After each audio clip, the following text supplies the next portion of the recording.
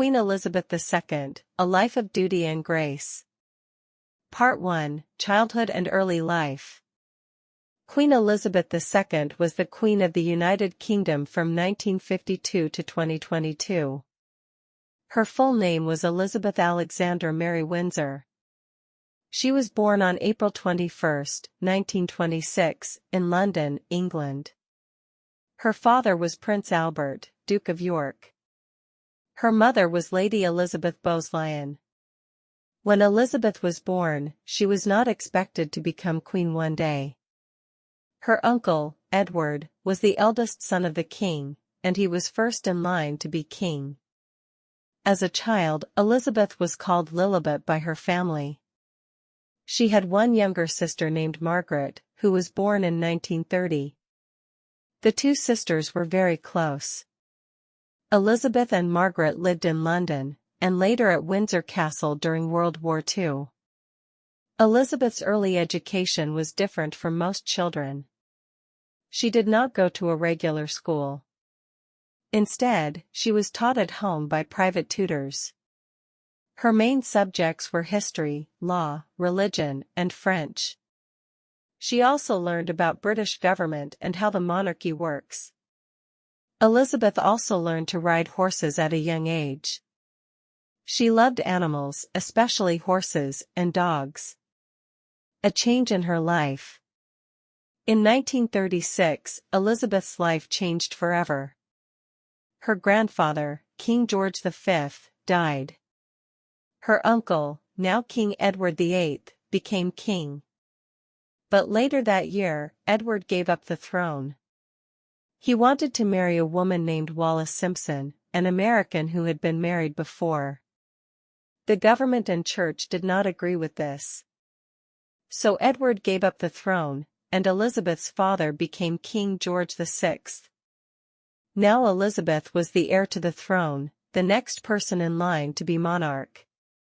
She was only 10 years old. During World War II, Elizabeth stayed in Britain with her family, even though it was dangerous.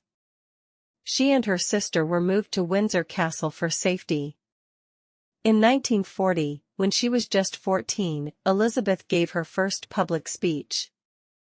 She spoke on the radio to children across the country, to help comfort them during the war. As she grew older, Elizabeth wanted to help with the war effort. In 1945, she joined the Auxiliary Territorial Service, where she trained as a driver and mechanic. She was the first female member of the royal family to serve in the military. This made many people admire her even more. Love and marriage. Elizabeth met Prince Philip of Greece and Denmark when she was just 13 years old. They became pen pals and later fell in love. Prince Philip served in the Royal Navy during the war. In 1947, Elizabeth and Philip got married at Westminster Abbey in London. She was 21 years old. Their wedding was a bright and joyful event after the dark years of war. When they married, Philip became known as the Duke of Edinburgh. The young couple soon had children. Their first child, Charles, was born in 1948. Their daughter, Anne, was born in 1950. Later, they had two more sons, Andrew, born in 1960, and Edward, born in 1964. Elizabeth and Philip traveled to different parts of the British Empire. In 1952, they were in Kenya when they received terrible news: King George VI had died. Elizabeth was now Queen Elizabeth II, at just 25 years old. Part 2, Becoming Queen and the Early Years of Her Reign. In February 1952, Elizabeth was in Kenya with her husband, Prince Philip, when she got sad news. Her father, King George VI, had died. Elizabeth was now Queen Elizabeth II, even though she was only 25 years old. She had to return home quickly. Her new life as queen had begun. The official ceremony where a monarch is crowned is called a coronation. Queen Elizabeth II's coronation took place on June 2, 1953, at Westminster Abbey in London. It was the first coronation to be shown live on television. Millions of people in Britain and around the world watched it. The event was grand and full of tradition. Elizabeth wore a beautiful crown and took an oath to serve her people faithfully. At the time, Britain still had a large empire. Queen Elizabeth became head of many countries, including Canada, Australia, New Zealand, and several countries in Africa, Asia, and the Caribbean. She was now the head of the Commonwealth, a group of countries that had once been part of the British Empire and that continued to keep strong ties with the UK. Travel and duty. In the early years of her reign, Queen Elizabeth traveled a lot. She wanted to visit the people in the Commonwealth. She was the first monarch to visit Australia and New Zealand while still queen. In fact, she was the most traveled head of state in history. During her reign, she visited over 100 countries. Her job was not political. In the United Kingdom, the Prime Minister leads the government. But the Queen had important ceremonial and symbolic duties. She met with the Prime Minister every week to discuss matters. She opened each new session of Parliament. She signed new laws, gave honors to citizens, and attended public events. Even though her role was mostly symbolic, she was still respected by leaders around the world. She represented stability and continuity. People felt that she was always there, no matter what was happening in the country. A changing world. The 1950s and 1960s were times of big change. Countries in Africa, Asia, and the Caribbean were becoming independent from Britain. Queen Elizabeth helped guide this peaceful process. She made sure that the UK stayed friendly with these countries. Many of them stayed in the Commonwealth even after gaining independence. The Queen also saw great changes in British society.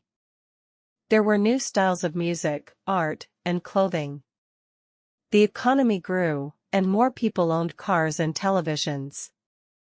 The country was modernizing quickly. Even during all these changes, Queen Elizabeth remained calm, dignified, and strong. People admired her for not showing too much emotion in public and for always putting duty first. Family life. At home, the Queen was also a mother. She had 4 children. Charles, born in 1948. Anne, born in 1950. Andrew, born in 1960. Edward, born in 1964. Queen Elizabeth and Prince Philip tried to give their children a normal life, but it was difficult because of their royal duties. Still, she loved her children deeply. Prince Charles was the heir to the throne, the person who would become king after her. Prince Philip supported the Queen in all her public duties. He was known for being direct and funny, but also very loyal. He called himself her lieutenant, and he gave up his own career to support her work. Part 3: Family Troubles and a Changing Monarchy. As the years went by, Queen Elizabeth II remained strong in her duty. But the world was changing, and so was the royal family. In the 1980s and 1990s, Queen Elizabeth and her family faced many personal difficulties. These years were sometimes called the Annus Horribilis, Latin for horrible year, by the Queen herself. Royal marriages in trouble. In 1981, Queen Elizabeth's son, Prince Charles, married Lady Diana Spencer. The wedding was watched by millions of people. Diana became Princess of Wales. She was very popular around the world. People loved her beauty, her kindness, and her work for charities. But the marriage between Charles and Diana was not a happy one. They had 2 sons, Prince William, born in 1982, and Prince Harry, born in 1984. Sadly, Charles and Diana separated in 1992 and divorced in 1996. Other royal marriages also ended. Princess Anne, the Queen's daughter, divorced in 1992. Prince Andrew, the Queen's second son, also separated from his wife, Sarah Ferguson, the same year. Because of these problems, the royal family was criticized in the newspapers. Some people questioned if the monarchy still had a place in modern life. The year 1992. In 1992, Queen Elizabeth called it her annus horribilis. Many things went wrong that year. Charles and Diana's separation. A fire at Windsor Castle, which destroyed part of the historic building. Public criticism of royal spending. After the fire, the Queen agreed to open Buckingham Palace to the public for the first time. People could now visit and see the grand rooms. She also agreed to pay income tax, something British monarchs had not done in the past. These changes helped improve the royal family's image. The death of Princess Diana. In 1997, something happened that deeply affected the Queen and the country. Princess Diana died in a car crash in Paris. She was only 36 years old. People around the world were shocked and heartbroken. They brought flowers and messages to Kensington Palace, where Diana had lived. At first, the Queen stayed at her home in Balmoral, Scotland, with Prince William and Prince Harry. She wanted to protect her grandsons and give them privacy. But many people in the UK were upset that the Queen did not return to London or speak publicly right away. They wanted to see their monarch show emotion.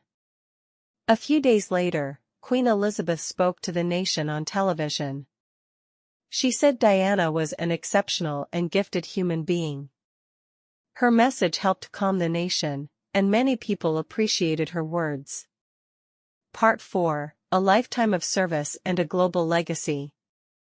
After the difficult 1990s, Queen Elizabeth II began a new chapter in her reign. She became even more respected in the 2000s and 2010s. People admired her for her stability, experience, and sense of duty. She continued to carry out hundreds of public engagements each year. These included opening buildings, visiting schools and hospitals, meeting world leaders, and attending state ceremonies. Even in her later years, the Queen was rarely absent from public life. A Golden and Diamond Jubilee. In 2002, Queen Elizabeth celebrated her Golden Jubilee, 50 years on the throne. People all over the United Kingdom and the Commonwealth celebrated with events, concerts, and street parties. That same year, she lost both her mother and her sister Margaret, just weeks apart.